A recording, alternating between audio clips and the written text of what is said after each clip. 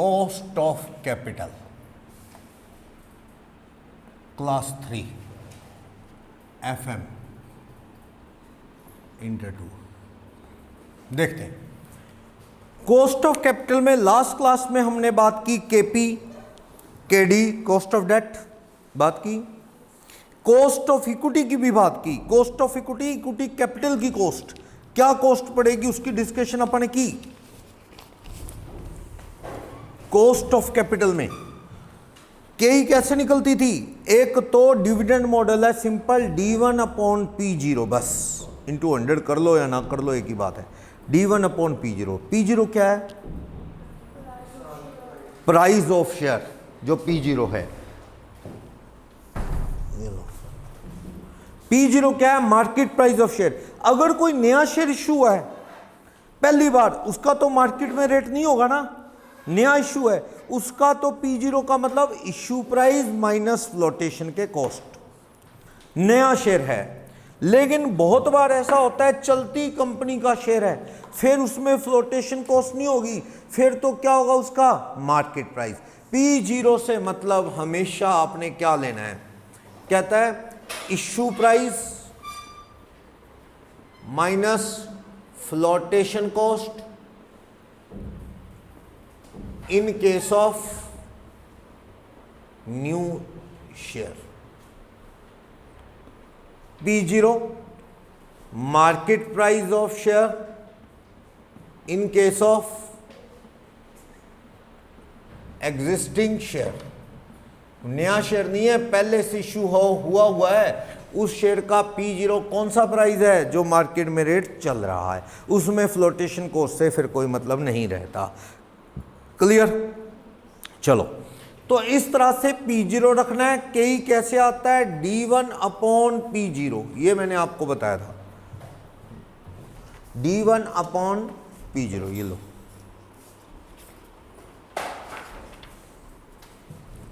D1/P0, D1 क्या था, D1 साल आगे का डिविडेंड, चाहे वो करंट ईयर का एंड का कह दो या नेक्स्ट ईयर कह दो, एक ही बात है।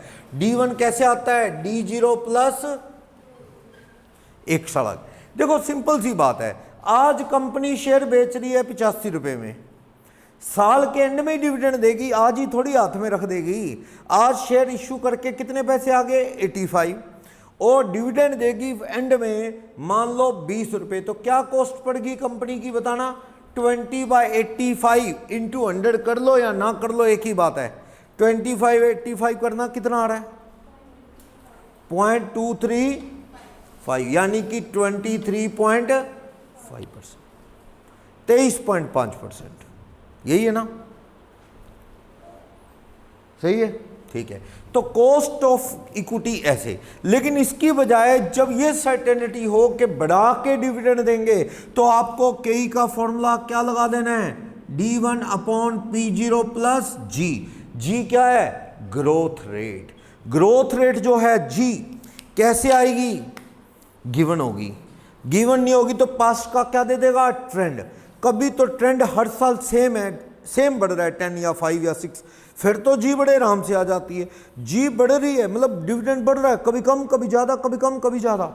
फिर मैंने आपको बताया था टेक्निक, या तो टेबल देखो, है आपके पास बुक, टेबल देख सकते हो उसमें, लाओ आपके पास है बुक,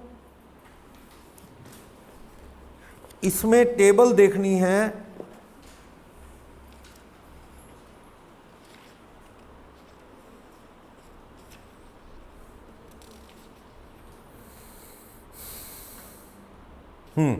एक टेबल है ये, देखो एक टेबल है ये, future value interest factor of 1 rupee at certain percentage in an period.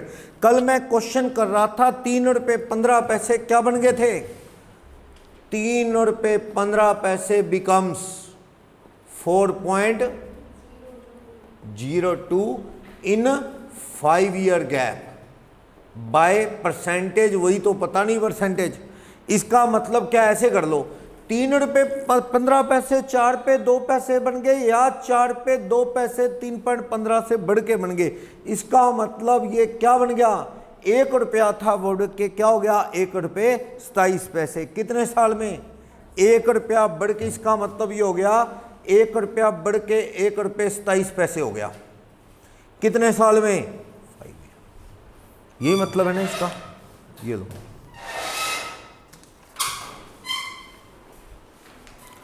देखो अगर आपके पास बुक है उसमें बता देता हूं, वैसे मैंने आपको बताया था, जरूरत नहीं है। कैसे? 3.15 बढ़ के हर साल बढ़ता रहा, डिविडेंड बढ़ता रहा, थोड़ा थोड़ा बढ़ के क्या हो गया?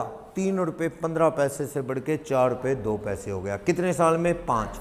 या इसको ऐसे कह सकता हूं कि ₹4.02 अपॉन में 315, यानी ₹1 था बढ़ के ₹1.27 हो गया। कितने परसेंट बढ़ा 5 साल में? वो परसेंटेज ही तो निकालनी है। तो अब आपको टेबल में देखना है, ये टेबल है present value interest factor of ₹1 की, जिसको कहते हैं कंपाउंड सम ऑफ ₹1 की टेबल में चलो। इसके बाद आप कौन सी टेबल में चलो? Compound some of ₹1। ₹1 बढ़ के कितने परसेंट बढ़ाऊं 5 साल के क्या बन जाए? वो ₹1.27। ₹1 में कितने परसेंट जोड़ूं हर साल कि वो ₹1.27 बन जाए 5 साल में? तो आपको आंसर में ये जो टेबल है ना, इस टेबल में 5 साल के सामने आंसर में देखना है 1.27 कितने परसेंट के नीचे आ रहा है आंसर में। तो अगर आपके पास, सबके पास बुक है तो देख सकते हो, देखो दूर से दिख रहा है अगर, तो ये 5 के सामने आंसर में 1.27 देखते जाओ। 1% के सामने तो 1.05 है, 2% जोड़ूं हर साल तो 1.10 आता है, 3% जोड़ूं तो 1.159 आता है, 4% जोड़ूं तो 1.217 आता है, और 1.27 कहाँ आ रहा है? 5% के नीचे। तो आपका आंसर क्या है? ये ₹1 से बढ़ के ₹1.27 हो जाएगा 5 साल में। कितने परसेंट इंटरेस्ट से? 5। तो आंसर क्या है? हमारी ग्रोथ क्या है? 5%। बाकी मैंने कैलकुलेटर से बता दिया, आप करके देख लो। आपने अंदाजे से 10 लगा के देखा, ट्राई कर लेते हैं। 1 में 5 बार 10% जोड़ना, 1 में 5 बार plus 10%, plus 10%, plus 10%, plus 10%, plus 10%, कितना आ गया? 1.6। मैं देखूं 5 साल के सामने 1.61, यहाँ पे 10% के नीचे आ रहा है, वो आपके कैलकुलेटर पे भी आ रहा है। ये तो ज़्यादा आ गया, मेरे को तो 1.27 चाहिए। तो मैंने रेट घटा के देखी, 4% जोड़ना। 1 में अंदाजे से 4% जोड़ के देखा, 1 + 4% प्लस 4% प्लस 4% प्लस 4% प्लस 4%, ये आ गया 1.21 आ रहा होगा। 1.217 टेबल बता रही है। बात नहीं बनी, मुझे तो क्या चाहिए? 27। बढ़ा लो फिर, ये तो कम आ गया, 5 लगा के देख लो। 5 लगाना, कितना आ गया? 5 बार 1% में जोड़ो, 1.27 आ गया ना 5 बार जोड़ने के बाद 5%। तो मैं समझ गया ग्रोथ कितनी है? 5%। टेबल भी बता देगी, कैलकुलेटर से अच्छा तो कोई दोस्त ही नहीं है। ये बहुत बढ़िया चीज़ है। हमने को टेबल टूबल ढूंढनी पड़ेगी, कौन सी देखे कौन सी नहीं। और वैसे भी एक को ₹1.27 बनाने की क्या जरूरत है? सीधा ही कर लो, 3.15 ₹4.02 कितने में बनेगा? जोड़ जोड़ के देख लो। 3.15 में कितने परसेंट जोड़ूं हर साल के 4.02 बन जाए 5 साल में? 5% आएगा, ग्रोथ आ गई। उसके बाद तो अपना काम बन जाएगा। पता है आपको? समझ आया? लो ये बुक। चलो, तो कॉस्ट ऑफ कैपिटल का आपको मीनिंग, कॉस्ट कैपिटल स्ट्रक्चर में आने वाले डिफरेंट सोर्सेज की कॉस्ट की बात करता है।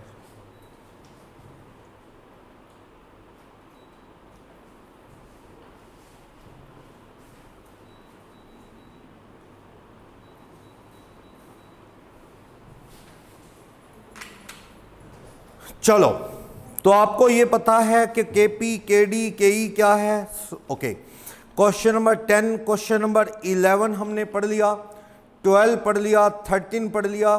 ठीक, जो मैं आपको वो बता रहा था ना कि जैसे कॉस्ट ऑफ डेट निकालने का लॉन्ग कट मेथड शॉर्टकट की बजाय, वो हमेशा सक्सेसफुल है। जब बीच बीच में पैसे दे रहा है तब भी क्या वो मेथड सक्सेसफुल है। जैसे कि कल हमने क्वेश्चन किया था उससे, क्वेश्चन नंबर 4, ठीक, उस मेथड को यील्ड टू मैच्योरिटी भी कहते हैं। लिखा है नोट्स में, देखो पेज नंबर 2 पे, पेज नंबर 2 पे 4th के आंसर में लिखा है। वो ट्रायल एंड एरर मेथड था ना, उसको इल्ड टू मैच्योरिटी मेथड भी आईसीआई की बुक बोलती है कि एंड में कितना देना पड़ेगा इतना लेके, तो उसे इल्ड टू मैच्योरिटी लिखा है ना, yield to maturity.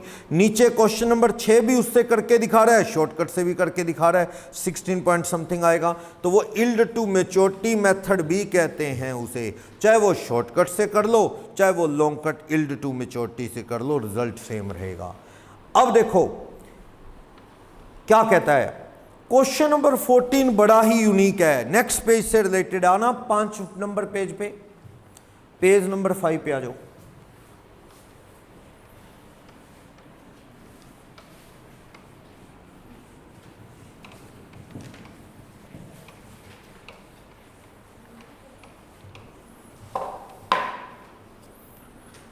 Page number 5, yield realise yield approach, ये क्या कहता है, according to this approach average rate of return realise in past few year is historical regarding expected return in future.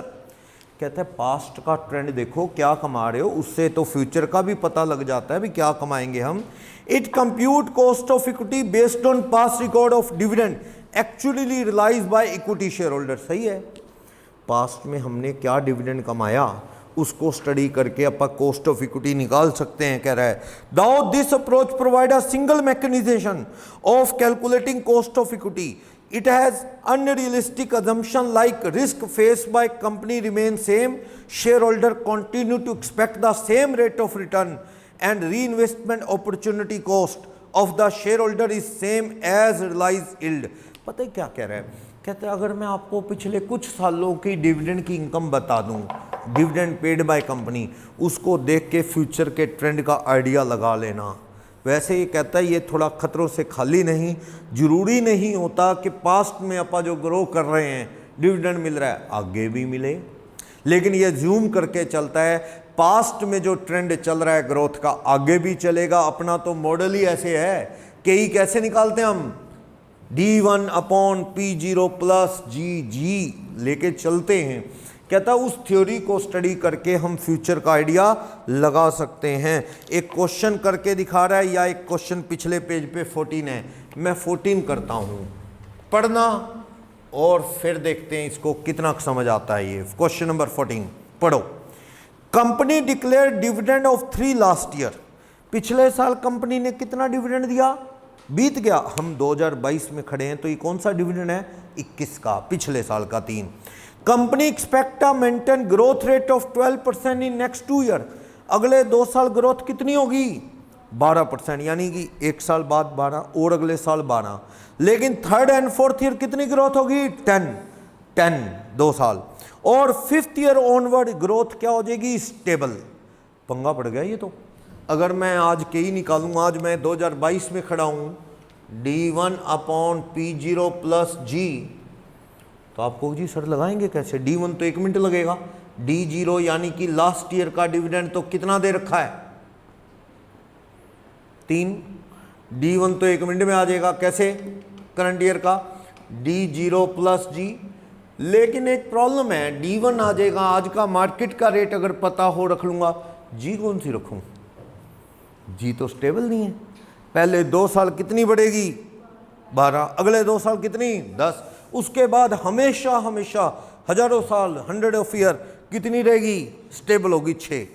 एक student कहता है एवरेज कर लो, average किसकी करूं, 2 साल की 10, 2 साल की 12, उसके बाद वो तो पता नहीं हजारों सालों की बातें करता है, इन्फिनिटी नहीं करते वो मैथ में, कितने ही साल, वो तो क्या रहेगी 6%, हमेशा कितने सालों की एवरेज लूँ मैं, एवरेज से तो बात नहीं बनेगी, एवरेज कितने सालों की लूँ, तो मेरा फॉर्मूला तो लग ही नहीं सकता।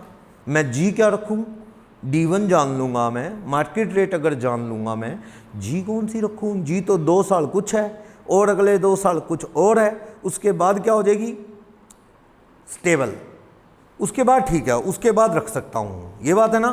चलो एक काम करूँ मैं, 4th ईयर एंड में ले चले आपको, फिर तो लगा सकता हूँ फॉर्मूला, 4थे साल के एंड में जाके बैठ जाते हैं आप। उसके बाद क्या होगा, D5, 1 साल आगे का डिविडेंड, P4 4थे साल का मार्केट प्राइस, उसके बाद हमेशा ग्रोथ क्या हो गई है, स्टेबल, तो बात बन सकती है ना। अगर मैं मार्केट प्राइस चौथे साल का रखूं, डिविडेंड किस साल का होगा? 5वें का। यही बात है ना। तो वही बात कर रहा है यहाँ पे कि आप इस तरह से वैल्यू निकाल सकते हो। मुझे क्या कहता है? कहता है प्राइस निकाल लो शेयर का, ये कितने में खरीदना चाहिए। अगर शेयर होल्डर की रेट ऑफ रिटर्न, जिस शेयर होल्डर के लिए रिटर्न और हमारे लिए कॉस्ट है केई 12% हो, केई नहीं निकालनी, केई तो दे रखी है 12%, शेयर की प्राइस गायब है। आज शेयर का प्राइस कैसे निकालूं बोलो? D1 रख लूँगा मैं, केई रख लूँगा। लो केई मुझे कितनी पता है? 12%। D1 मेरे को पता है 3 प्लस पहले 2 साल कितना है, तो पहले साल का ये। P0 पता नहीं, ग्रोथ भी नहीं पता कौन सी रखूँ, डाउट है कौन सी रखूँ। तो कैसे? G पता हो तो बात बन जाए, P0 आ जाए, क्वेश्चन हो गया। प्रॉब्लम तो ये है G स्टेबल नहीं है, तो इसके लिए मुझे क्या करना होगा? मुझे जाना होगा at 4th year end we can find out market price of share, price of share यानी कि P4 as growth is stable 4th year onward या 5th ईयर ऑनवर्ड्स कह दो, 5th ईयर ऑनवर्ड्स। इस वजह से तो मैं केई का फॉर्मूला क्या लगा लूं?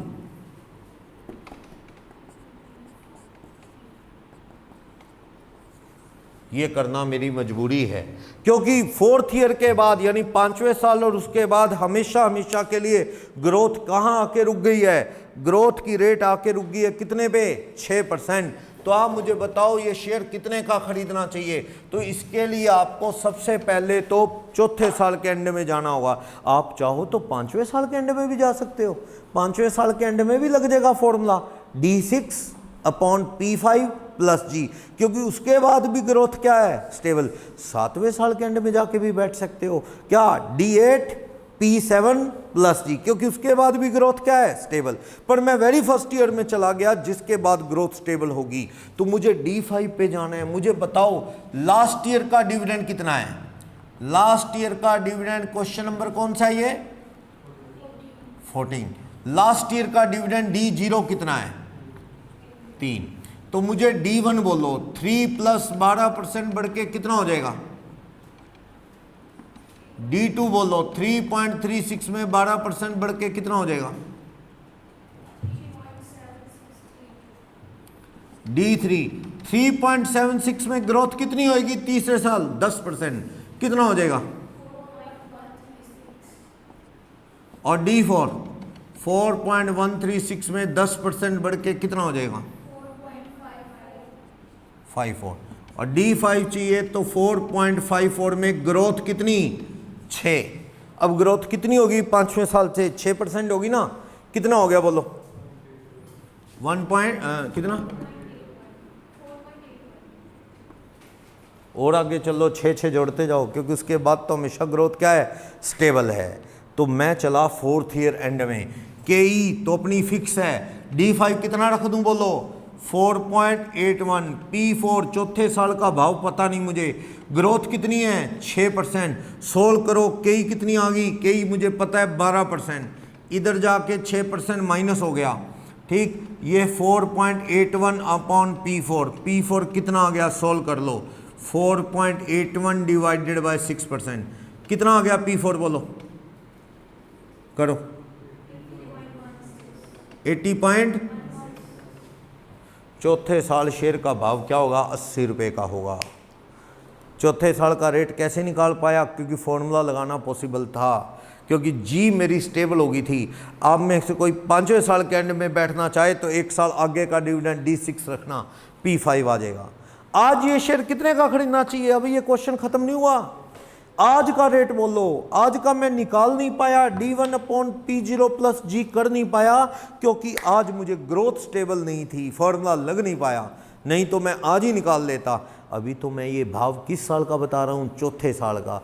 ये आज कितने का खरीदना चाहिए शेयर बोलो? मैक्सिमम 80 रुपये दे के खरीद लोगे आज? 80 दे के क्यों? चौथे साल के एंड में 80 का बिकेगा। आज कितने का खरीदोगे? 80 से तो कम ब्याज नहीं काटना क्या? कॉस्ट ऑफ कैपिटल काटो, कॉस्ट ऑफ कैपिटल तो दे रखी है उसने, कितने परसेंट है, 12%, वही यूज करो। आप ये शेयर कितने का खरीदोगे, maximum amount for which share can be bought. क्या मैक्सिमम अमाउंट जितने का ये शेयर खरीदा जा सकता है वो मैक्सिमम अमाउंट कितना है? हाँ जी बोलो। आप कहोगे कि 80 रुपये 16 पैसे का बिकेगा किस साल, चौथे साल। फोर्थ ईयर एंड में बिकेगा, फोर्थ ईयर एंड की सेल वैल्यू होगी उसकी या मार्केट प्राइस होगी, मार्केट वैल्यू होगी 80 रुपये 16 पैसे। तो आप मुझे discounting factor at the rate 12% किस साल का बता दो, फोर्थ ईयर का बता दो। कितना, करो कैलकुलेटर पे, क्या 1 प्लस 12%, 1/1.2 कितना, करो इक्वल,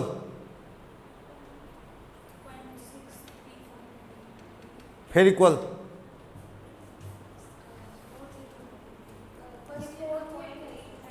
1.99892 पॉइंट,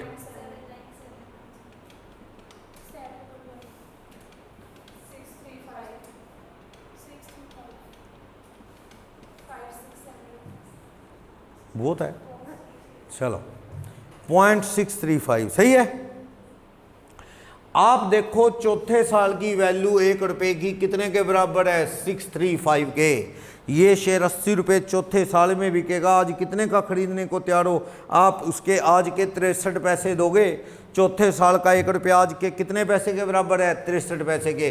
तो प्रेजेंट वैल्यू निकालना उसकी कितनी आ गई, करो मल्टीप्लाई 50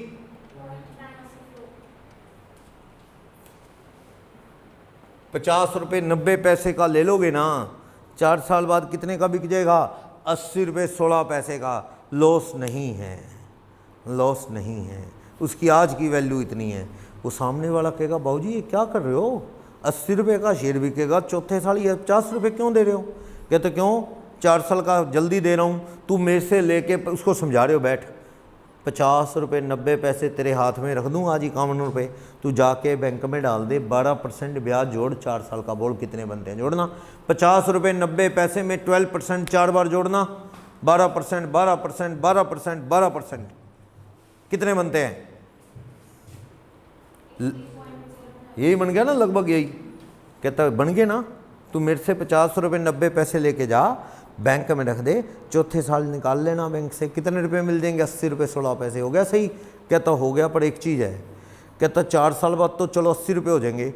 भाऊजी 4 साल रुपये का, 4 साल बाद ये 80 16 का बिकेगा, तुमने मुझे वो दे दिया, 4 साल के डिविडेंड का तो याद किया नहीं, 4 साल का डिविडेंड भी तो मिलेगा आपको। सर आप ये शेयर 80 रुपये 16 पैसे का बेच दोगे चौथे साल, उसके तो पैसे याद रहेंगे आपको, 4 साल का जो डिविडेंड कमाओगे वो भी तो दो मुझे, उसका भी तो दो। बिल्कुल सही कह रहा है। प्रेजेंट वैल्यू किसकी, present value of 4 year dividend भी मांगेगा सामने वाला। आप मुझे बताओ ईयर एंड 1 D1 कितना मिलेगा आपको, डिविडेंड मिलेगा 3 रुपये 36 पैसे। दूसरे साल कितना मिलेगा, 3 रुपये 76 पैसे। तीसरे साल कितना मिलेगा, 4 रुपये 14 पैसे। चौथे साल कितना मिलेगा, 4.54। सामने वाला कहता है भाऊ जी इसका पैसे भी तो दो मेरे को। आज आप मुझे 50 रुपये दे रहे हो, ठीक है, शेयर ले लिया, 4 साल तो आपको डिविडेंड मिलेगा साहब, चौथे साल के एंड में 80 रुपये का बेच लोगे तो मुझे कितने पैसे दो, 80 की आज की वैल्यू प्लस इस डिविडेंड की भी आज की वैल्यू। सही कह रहा है वो आदमी, वो आपसे पैसे सिर्फ 80 की प्रेजेंट वैल्यू नहीं लेगा, बल्कि क्या लेगा, वो आपसे डिविडेंड की भी प्रेजेंट वैल्यू लेगा कि नहीं लेगा, लेगा। तो आप इसकी डिस्काउंटिंग फैक्टर देख के बता दो मुझे, 12% पे कितना है डिस्काउंटिंग फैक्टर, 0.892, 0.797, 0.71, 0.635। तो कितना आता है ये बताना, करो इंडिविजुअली जोड़ो, 3.36 इंटू 0.892, 3 कर दूं, और 3.76 इंटू 0.797, ये भी 3 कर दो, ये वाला 4.13 कह लो या 14 कह लो, ये 14 ही बनता है, 4.14 कह दो, 4.14, ये भी 3, और ये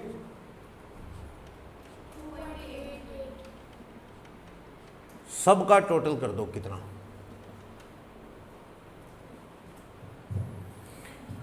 बनते तो ये लगभग 15 रुपये हैं, 15-16 रुपये, लेकिन इसकी आज की वैल्यू निकाल दो ना, कितनी आ गई प्रेजेंट वैल्यू, 88। तो आप मैक्सिमम कितने में शेयर खरीदना चाहिए, maximum price which can B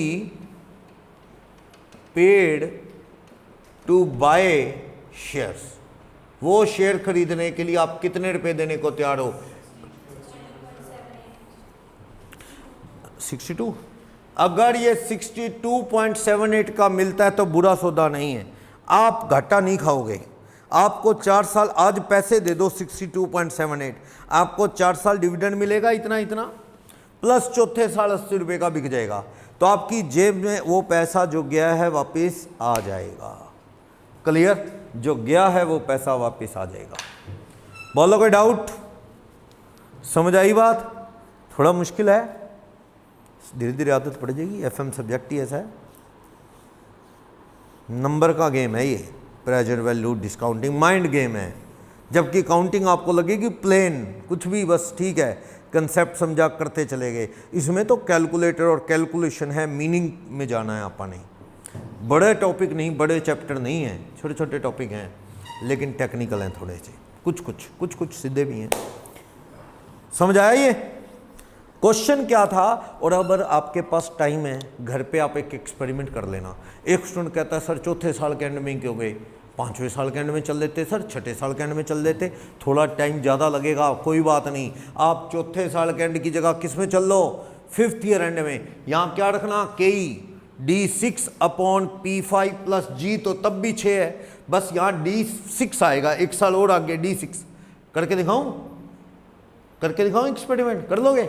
D6/P5 plus G याद रखोगे तो अब क्या आ जाएगा, यहाँ से P4 की जगह क्या आएगा, P5 रखोगे यहाँ वैल्यू। अब डिस्काउंटिंग फैक्टर चौथे साल का नहीं आएगा, फिर वो क्या आएगा, 5वें साल का वो, और डिविडेंड भी 4 का नहीं आएगा, फिर किसका आएगा, 5 साल का, उसकी डिस्काउंटिंग। तब भी आंसर देख लेना 62.78 ही बनेगा, तब भी 62.78 ही बनेगा, देख लेना घर पे करके। 6 साल के एंड में चल लो तब भी यही आएगा। फिर आप करोगे D7/P6, फिर आपको डिविडेंड 6 साल का लेके प्रेजेंट वैल्यू करनी पड़ेगी, डिस्काउंटिंग फैक्टर 6ठे साल के एंड का लेना पड़ेगा, घूम फिर के आंसर यही आएगा, फिर कर लेना चाहिए। करके देखना एक बार, आज बताना मुझे, नहीं तो मैं करके दिखाऊंगा। सही है, प्रैक्टिकल है वो, तो करके देखो। समझ रहे हो मैं क्या कह रहा हूं? मैं क्यों बार बार जा रहा हूं 5वें साल चौथे साल के एंड में? क्योंकि मेरा फॉर्मूला ही तभी लग सकता है, क्योंकि तब जाके G क्या हो रही है, स्टेबल। अप्रोक्स होती तो लगा लेता, थोड़ी सी कम थोड़ी ज़्यादा, तो अप्रोक्स एवरेज या मतलब ट्रेंड के अकॉर्डिंग देख लेता। यहाँ तो कभी 10 है तो कभी 12 तो कभी 6, बहुत वेरी कर रही है। और चौथे साल के बाद स्टेबल हो गई है, समझे? तो ये शेयर कितने का खरीदा जा सकता है? आज अगर ये शेयर खरीदोगे 62 रुपये 78 पैसे का खरीद लेना, 4 साल में ये डिविडेंड मिलेगा, प्लस चौथे साल के एंड में 80 रुपये का बिक जाएगा, तो आपकी जेब में नुकसान नहीं होगा। इससे सस्ता दे तो वेलकम करो, इससे महंगा दे तो कहना नहीं चाहिए। अगर बंदा 65 रुपये मांगे, इनकार कर दो।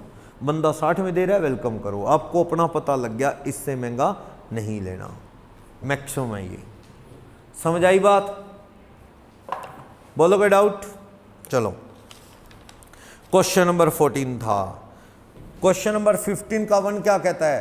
मिस्टर मेहता ने एक शेयर 1000 रुपये का खरीदा, जिस पे डिविडेंड 5 साल से 10% की रेट से चल रहा है। 5th ईयर के एंड में वो ये शेयर 1128 में बेचता है।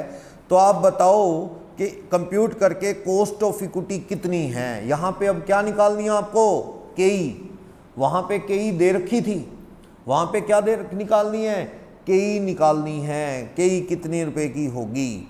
तो आज आपने शेयर 1000 रुपये का खरीदा, डिविडेंड 5 साल से क्या रेट 10% चल रही है, 10% चल रही है, 5th ईयर के एंड में ये शेयर 1128 रुपये का बेच दोगे, ठीक। तो you are required to compute the cost of equity as per yield approach. तो आप ट्राई करना इसको होमवर्क में, नहीं तो फिर मैं ये वाला क्वेश्चन करूँगा, ठीक है, कि ही निकालनी है। अगले मॉडल पे चलता हूँ। CAPM मॉडल क्या है? Capital assets pricing model. Capital assets pricing model से पहले अर्निंग प्राइस मॉडल रह गया एक, पिछले पेज पे देखना, अर्निंग प्राइस मॉडल। एक तो डिविडेंड जिसमें ग्रोथ था ही नहीं, D1/P0, एक dividend growth D1/P0 plus G, ठीक। एक था इल्ड, रियलाइज इल्ड के बेस पे ये किया पाने, ठीक। यानी जो चीज मिसिंग है ढूंढ लो, फॉर्मूला आपको पता है, वो लगाना है आपको।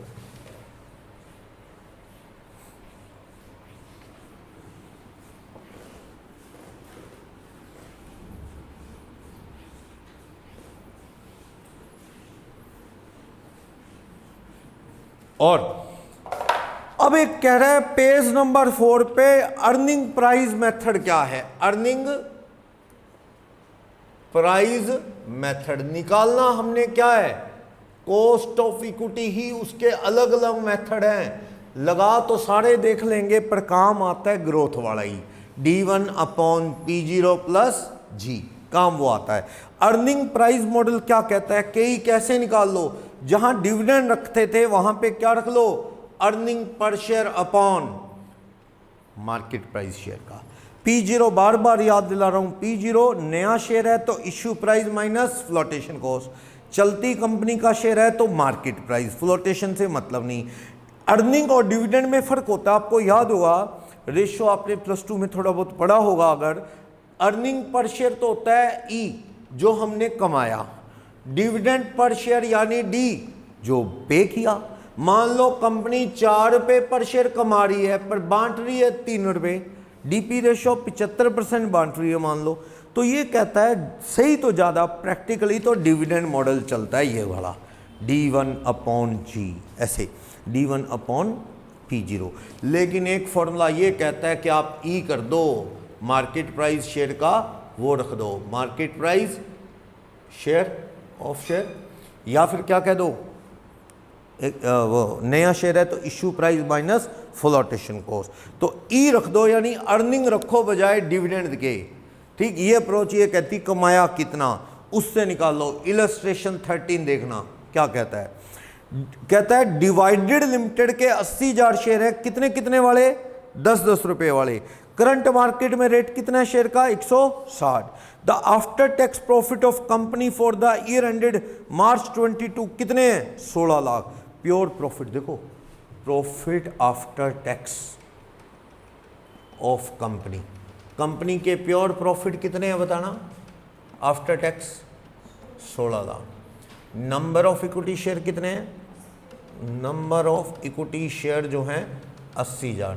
तो आप मुझे अर्निंग पर शेयर, जिसको शॉर्ट में ई कह सकते हैं, क्या 16 लाख प्रॉफिट है, शेयर कितने हैं? 80,000 शेयर हैं, तो कितने रुपए पर शेयर आ गया? 20 रुपए पर शेयर आ गया। 20 रुपए पर शेयर अर्निंग है, यही हो गया ना। 16 लाख प्रॉफिट है, 80,000 शेयर हैं, तो 20 रुपए पर शेयर हमारी क्या है? अर्निंग। हमें कहता है मार्केट प्राइस पर शेयर क्या चल रहा है? मार्केट प्राइस पर शेयर P0 कितना चल रहा है? 160। बस इसको यूज करो। कहता है जी अर्निंग प्राइस मेथड से आप cost of capital, cost of equity capital निकाल दो, जिसे आप KE से डिनोट करते हैं। तो आप फॉर्मूला क्या लगा दो? अर्निंग पर शेयर अपॉन में P0। तो अर्निंग पर शेयर कितने रुपए है? 20। मार्केट में शेयर कितने का है? 160। तो कितना आ जाएगा? 0.125 कह लूँ या 12.5% कह लूँ, एक ही बात है। 160 के शेयर पे 20 रुपये कमाई है, 160 के शेयर पे 20 रुपये कमाई है, तो कितने %? 12.5%। कुछ लोग कहते हैं ये अच्छा मॉडल नहीं है, क्या लगाना चाहिए? लोगों को तो उससे मतलब है कि उनको मिला कितना। कुछ लोगों को कहता है मिले से क्या मतलब है? जो अर्निंग है उसमें से कुछ बांटा, जो नहीं बांटा वो भी तो शेयर होल्डर को मिलेगा कल को। जो रिजर्वेंट सरप्लस में पड़ा है उसके भी तो हकदार तुम ही लोग हो। तो इसलिए डिविडेंड की जगह अर्निंग रखनी चाहिए, पर फिर भी प्रैक्टिकल लाइफ में ये कम चलता है। अर्निंग की जगह क्या चलता है? डिविडेंड चलता है, और उसमें भी कौन सा चलता है ज़्यादा? Growth model. अगर ग्रोथ स्टेबल है तो, अप्रोक्सीमेटली स्टेबल है तो भी चल जाएगा। समझ आया ये? चलो 15 CAPM मॉडल, लास्ट मॉडल है इसका। CAPM मॉडल क्या हटा दूं? एक ना स्टैंडर्ड रिटर्न है, एक मॉडल है कैपिटल असेट्स प्राइसिंग मॉडल। वो क्या कहता है? कैपिटल असेट प्राइसिंग मॉडल निकालना क्या है? कॉस्ट ऑफ इक्विटी ही, यानी पर्पस वही है, लेकिन किसके? By CAPM model, capital assets pricing model. ये कहता है कि कैसे आएगी? RF प्लस बीटा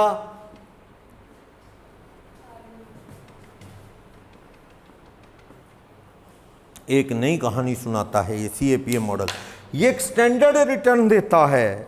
ये जो रिटर्न आती है ना, ये एक स्टैंडर्ड रिटर्न है जो दुनिया आपसे एक्सपेक्ट करती है, which public can expect from company. Company मानती है इतनी रिटर्न तो देना। RF क्या होता है? Risk free return. सरकारी सेक्टर में, पोस्ट ऑफिस में, गवर्नमेंट सिक्योरिटी में लगाओ, कोई खतरा होता है क्या? Risk free return. जैसे आजकल बैंक में रख दो या पोस्ट ऑफिस में, मान लो 5% ब्याज मिलता है, डर है क्या कोई? आराम से सो जाओ घर जाके, कोई टेंशन नहीं है, डूबेंगे नहीं, ठीक है। लेकिन फिर भी हम वहाँ नहीं रखते, हम कहाँ लगाते हैं पैसा? कंपनीज में। क्यों? ज़्यादा कमाना है, सीधी बात है, कमाई ज़्यादा करनी है। कमाई ज़्यादा तो करनी है, खतरा भी तो ले रहे हो, खतरा भी है। RM मतलब मार्केट की रिटर्न। इस तरह की कंपनियां क्या कमा रही हैं बाजार में? Market return. तो आपको RF रिस्क फ्री रिटर्न, और जो स्टैंडर्ड रिटर्न है RF से तो थोड़ी ज़्यादा ही होगी। खतरा बंदा तो ही लेगा कंपनी में लगा के, आपकी कंपनी में है तो रिस्क फ्री रिटर्न से थोड़ा एक्स्ट्रा देना। रिस्क प्रीमियम, रिस्क प्रीमियम होता है जैसे कि मैं कह दूं RF 5% है और ये 7% है, तो 5% ये हो गया 7% माइनस 5%। रिस्क उठा रहा है तो 2% उसका क्या है? प्रीमियम है, रिस्क रिटर्न का प्रीमियम है। बीटा क्या है? सिस्टेमैटिक रिस्क का फैक्टर है, रिस्क को असेस करता है। ये वो करते हैं ना स्टैटिस्टिक्स में, कोरिलेशन वगैरह, कोवेरियंस वगैरह, उसके थ्रू निकलता है ये, ठीक है। तो ये आप अगर कभी निकालना है तो मैं आपको निकाल के भी दूंगा, पर हमारे यहाँ पे नहीं है, ये बिल्कुल आपको सोल्व करके दिया होता है। ये उससे निकलता है कि भी पास्ट ईयर्स में बाजार वाली कंपनियों ने कितनी रिटर्न दी और हमारी इस कंपनी की रिटर्न पिछले सालों में क्या है। दोनों का क्या निकालना आपने? स्टैंडर्ड डेविएशन निकालते थे ना, स्टैंडर्ड डेविएशन, एक्स और वाई दोनों का इंटरेक्शन करके स्टैंडर्ड डेविएशन। फिर स्टैंडर्ड डेविएशन का स्केयर करते थे तो वेरिएंस आता था, कोवेरिएंस आया करता था, आपको याद होगा। तो वो सब चीज़ों की हेल्प से ये बीटा निकलता है। वैसे हमारे यहाँ पे निकालना नहीं है कहीं भी।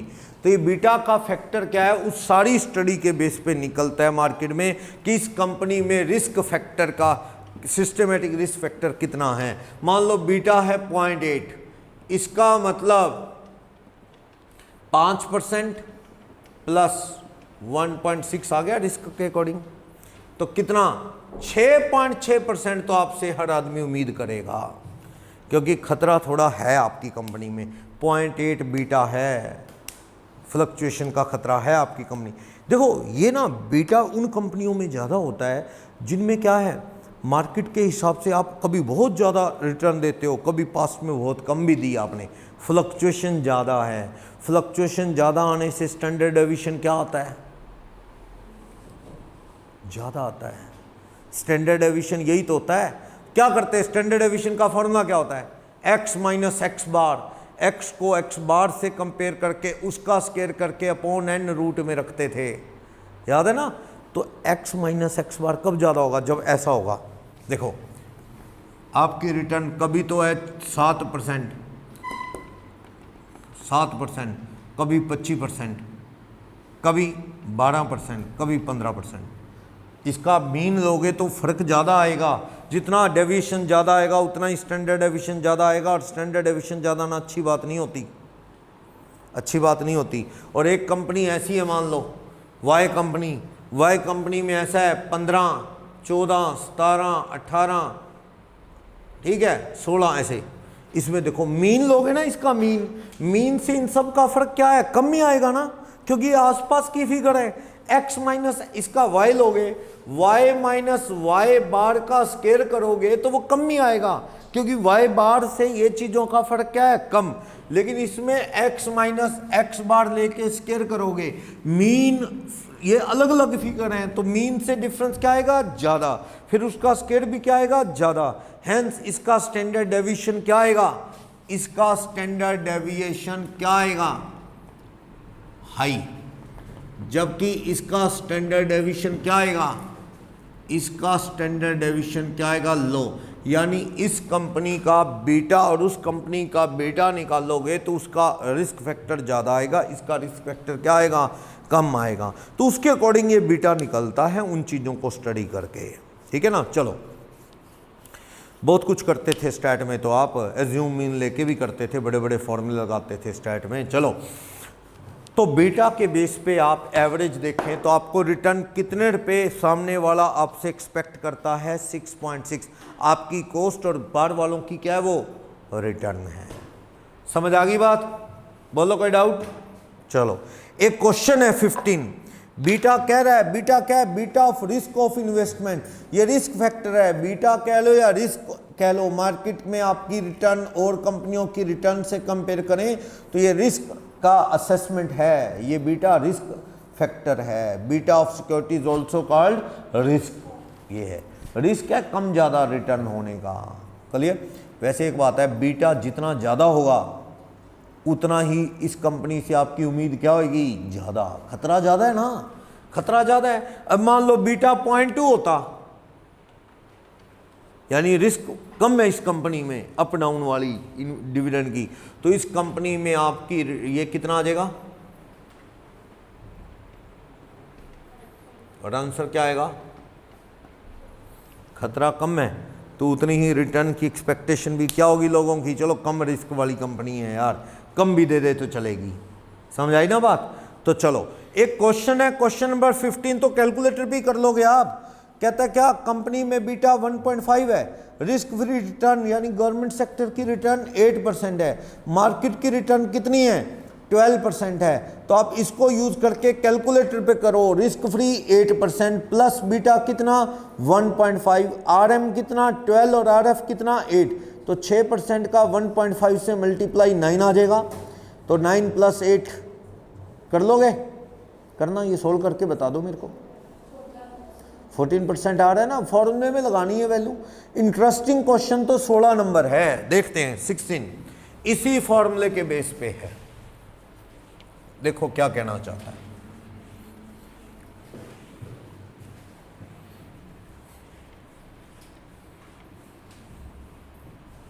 देखो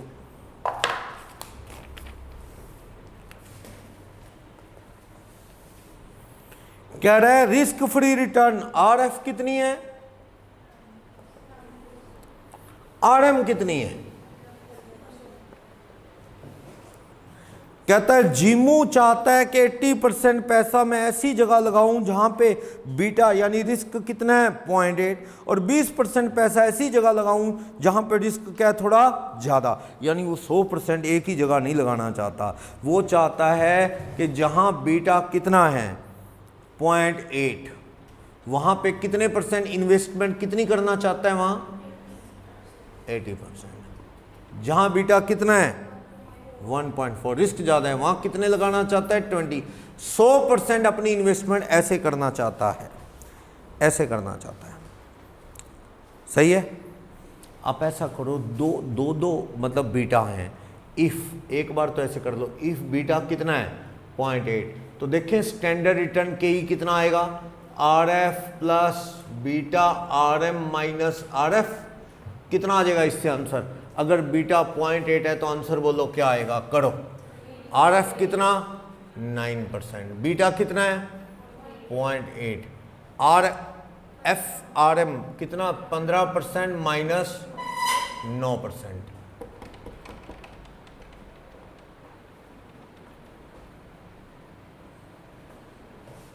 कितना आ जाएगा 9 प्लस 4.8 13.8%। इफ बीटा कितना है 1.4।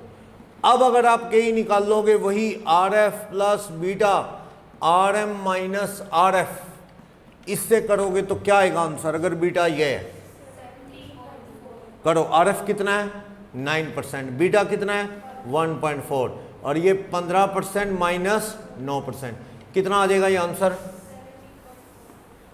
4। ये तो मतलब हो गया अगर सारा पैसा एक ही जगह लगा दें, जहां बीटा कितना है 1.8 तो रिटर्न ये आ जाएगी। सारा पैसा ऐसी जगह लगा दें जहां बीटा कितना है 1.4 तो रिटर्न कितनी स्टैंडर्ड आ जाएगी 17.4। तो हमने तो थोड़ा सा इधर लगाया, इधर कितना लगाया हमने 80%, इधर कितना लगाया 20, तो एवरेज के कितनी आ जाएगी लगाओ 100% ऐसे लगाया हमने। एवरेज जब ये 0.8 वाला है तो वहाँ 13.8% रिटर्न आएगी, वहाँ 80% पैसा लगाया, 80/100% कर लो ये, और यहाँ पे रिटर्न 17.4 आनी है, वहाँ हमने कितना पैसा लगाया है, वहाँ पे हमने 20% लगाया। तो एवरेज रिटर्न कितनी आ जाएगी आप देखो। देखो एक बंदे ने ना एक ही जगह पैसा नहीं फंसाया, थोड़ा पैसा ऐसी जगह लगा दिया जहाँ खतरा ज़्यादा है, थोड़ा पैसा ऐसी जगह लगा दिया जहाँ खतरा कम है। सारा एक जगह लगाता तो ये रिटर्न आती, इस इधर लगाता तो ये आती, थोड़ा इधर लगाया थोड़ा इधर लगाया, तो एवरेज कितनी रिटर्न आएगी बोलो, कितनी 14.52 रिटर्न आ जाएगी। बोलोगे डाउट? एक और मेथड भी है इसका, एक और मेथड ये है कि बीटा का एवरेज कर लो, बीटा का एवरेज कर लो। क्या 0.8 बीटा है, इसमें 80% पैसा लगाया आपने, 1.4 बीटा है जहां पे आपने कितना पैसा लगाया 20%, बीटा की एवरेज कर लो कितना 0.92। अब आप एवरेज रिटर्न निकालोगे तो फॉर्मूला क्या है, RF plus beta RM minus RF। तो यहां RF कितना है, रिस्क फ्री रिटर्न कितनी है, वो तो स्टेबल है 9%। बीटा मैंने कौन से वाला रख लिया, एवरेज वाला 0.92। RM कितनी 15 और RF कितनी 9, इससे भी रिजल्ट वही आएगा कितना। एक चीज तो एवरेज करनी पड़ेगी ना। आपकी जेब में 100 रुपये हैं, ये सिंपल लैंग्वेज में समझाऊं तो आपकी जेब में 100 रुपये हैं, 100 के 100 ऐसी शेयर में लगा दो तो कमाई हो जाएगी 13 रुपये 8 पैसे बन जाएंगे। 100 के 100 ऐसी जगह लगा दो जहाँ खतरा ही है, वहाँ आपको बन जाएंगे 17 रुपये 40 पैसे। पर आपने क्या किया, 100 रुपये में से 80 वहाँ लगा दिए, 20 यहाँ लगा दिए, तो देखो थोड़ी कमाई वहाँ से थोड़ी यहाँ से, कितने रुपये कमाई हो जाएगी आपको 100 पे 14 रुपये 52 पैसे। ये बात है ना, मतलब समझे ना वो। या फिर आप ऐसे कर लो, रिटर्नों को लेके फिर एवरेज कर लो 80% 20%, या पहले जो रिस्क फैक्टर है सिस्टमेटिक रिस्क का बीटा, उसकी एवरेज कर लो, बीटा 1 बना लो एवरेज 80% 20% से। फिर आप क्या कर लो, फॉर्मूले में वो एवरेज वाला बीटा रख दो तो रिटर्न शॉर्टकट से आ जाएगी, एक ही बार में एवरेज रिटर्न आ जाएगी। समझ आया एवरेज रिटर्न कैसे आएगी? बोलो कोई डाउट? क्लियर? इस तरह से चलो थोड़ा आगे चलो, KR हटा दूं।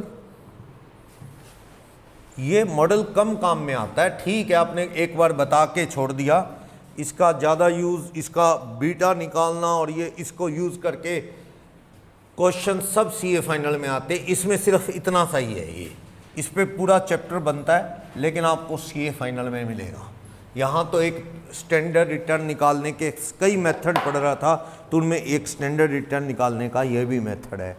अब देखो KR क्या होता है, cost of reserve and surplus. ये किन का पैसा होता है, रिजर्व एंड सरप्लस किन का पैसा है, कौन से शेयर होल्डर का है, सिर्फ और सिर्फ इक्विटी का, इसमें प्रेफरेंस का कुछ भी नहीं होता, इक्विटी का पैसा है। ये जो उनको दे दिया नहीं दिया तो कंपनी में पड़ा है, इस पे भी वो क्या रिटर्न की उम्मीद करते हैं, उतनी ही जो उनके पास इक्विटी में उन्होंने लगा रखा है, उसी रिजर्व एंड सरप्लस पे भी उतनी ही उम्मीद करते हैं। तो कुछ लोग कहते हैं के आर इजिकल टू क्या लेना चाहिए, केई, कॉस्ट ऑफ कैपिटल जैसे निकलती है वही क्या है, cost of reserve and surplus है, सेम चीज है। ये किनका पैसा है, इक्विटी का। इक्विटी पे जो रिटर्न देते हो लोगों को, मान लो लोगों के पास 10 लाख के इक्विटी शेयर हैं, उस पर आप 10% के ही दे रहे हो, 1 लाख रुपए। जो रिजर्व एंड सरप्लस आपके पास पड़े हैं वो भी लोगों के हैं, उस पर भी लोगों को उम्मीद क्या है, रिटर्न की, सेम उन्हीं का पैसा है। तो आप इसका फॉर्मूला क्या लगा लो, के आर के का सेम, के आर को भी आप कैसे निकाल लो, D1 upon P0 plus G, क्योंकि है ही क्या, ये इक्विटी का पैसा, एक अगले साल का डिविडेंड, आज के शेयर की वैल्यू प्लस ग्रोथ करके वही फॉर्मूला लगाया हुआ है।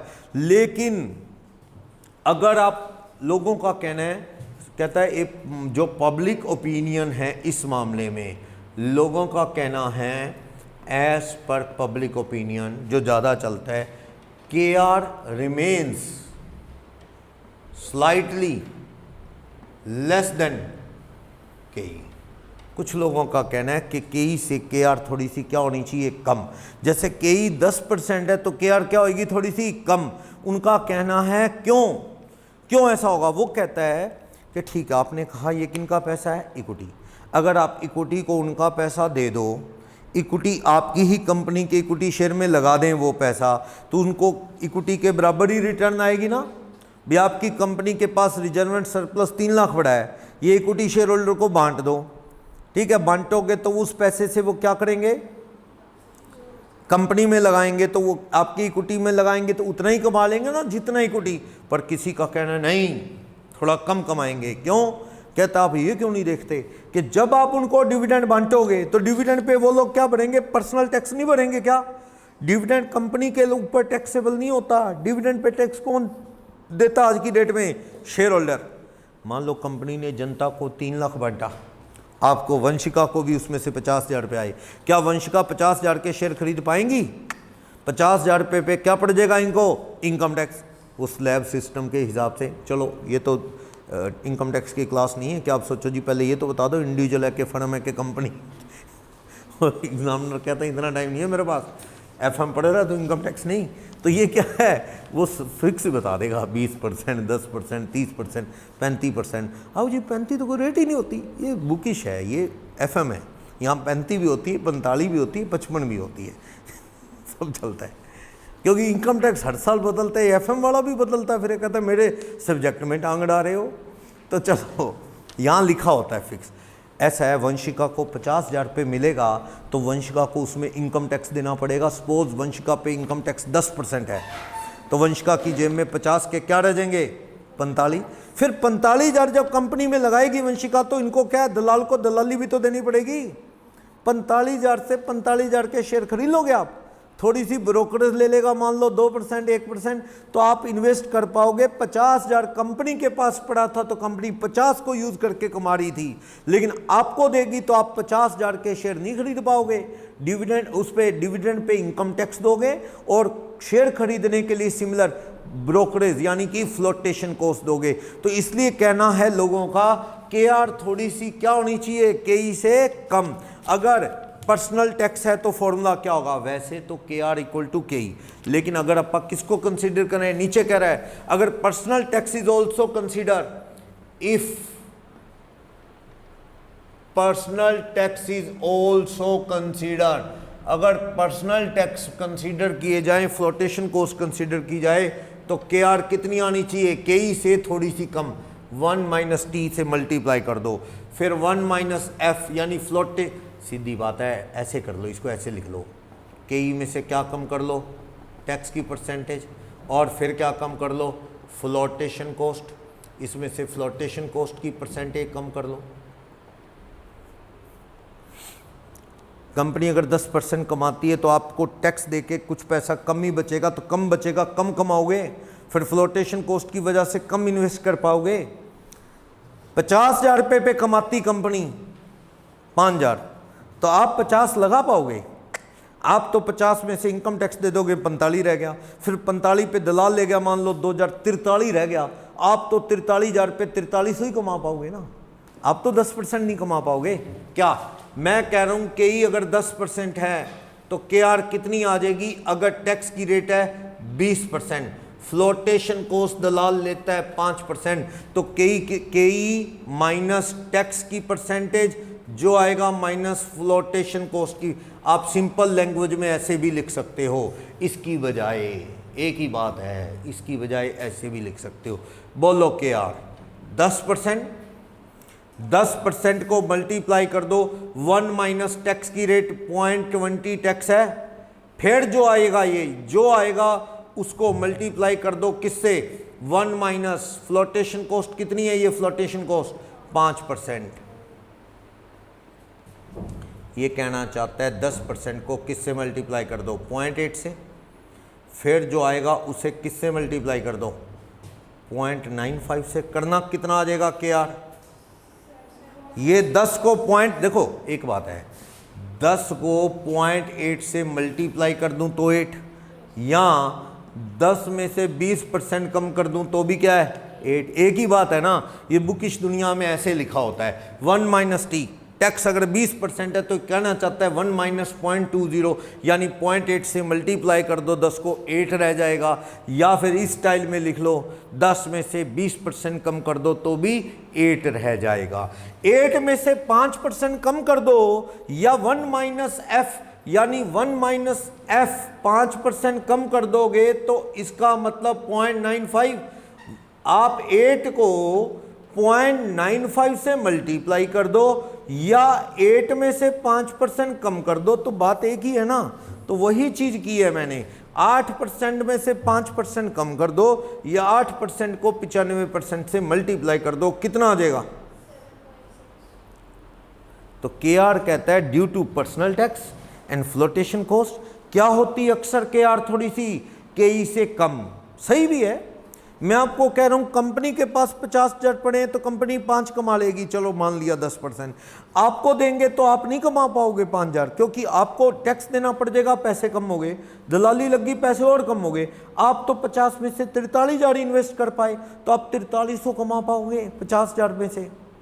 कंपनी कमाती तो 50 पे 5 कमा लेती, क्यों? क्योंकि उसको 50 के 50 पड़े हैं उसके पास। तो KR is slightly less then क्या होती है KR, और कोई हिंट ना हो कम होने का पर्सनल टैक्स या फ्लोटेशन कॉस्ट, तो KR KE के क्या ली जाती है? बराबर। नीचे नोट है, KR KE क्या ले लिए जाते हैं? बराबर। तो क्वेश्चन नंबर 17 आप होमवर्क में पढ़ना। KR निकाल रहा है D1/P0 प्लस G करके, KE निकाल रहा है D1/P0 प्लस G करके।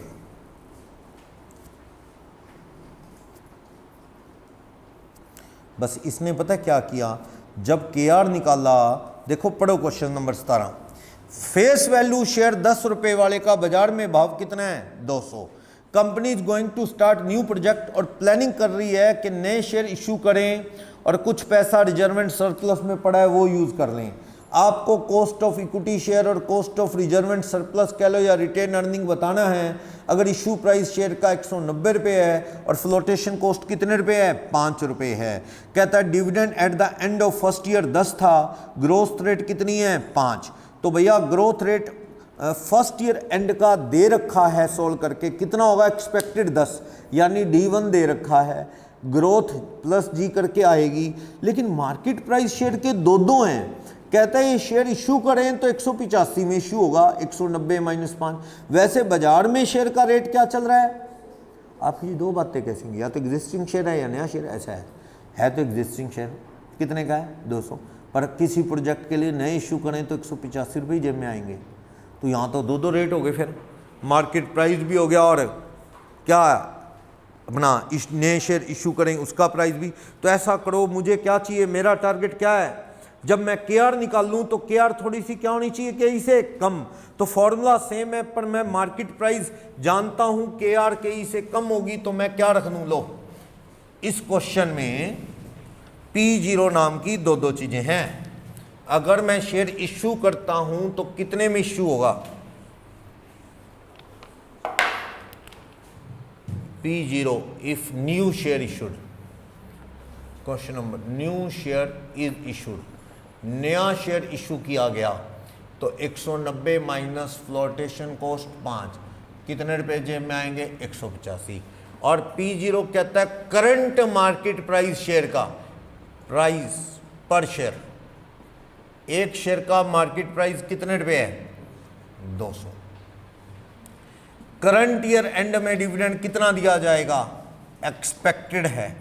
कितना डिविडेंड दिया जाएगा करंट ईयर एंड में? D1 कितना? 10। ग्रोथ रेट कितनी है? 5% कह लो या 0.05 कह लो। ये अब आप देखो KE का फॉर्मूला क्या होता है? D1 upon P0 plus G, और KR भी अगर अपन वैल्यू पुट करके निकालना है तो फॉर्मूला सेम। हाँ, या तो टैक्स दे दे फ्लोटेशन को, फिर तो कम कर लें KE में से, वरना यही फॉर्मूला है। ऐसा करो, मेरे पास दो मार्केट प्राइस है और हम जानते हैं KR लेस देन क्या होता है? हमारी मंजिल यही है ना कि KR थोड़ा सा क्या आना चाहिए? KE से कम। ऐसा करता हूँ, D1 तो दोनों में सेम है, कितना है? 10, इसमें भी 10। ग्रोथ सेम है दोनों में, कितना? 0.05। G 5%, यहाँ भी 0.05, यानी कि G कितनी? 5%। अब जो ये चीज है ना नीचे, मुझे क्या रखना है? KE में रख दो वो 190 माइनस 5 185, इसमें रख दो 200। पता है क्यों? क्योंकि हम चाहते हैं KR थोड़ा सा क्या दिखे?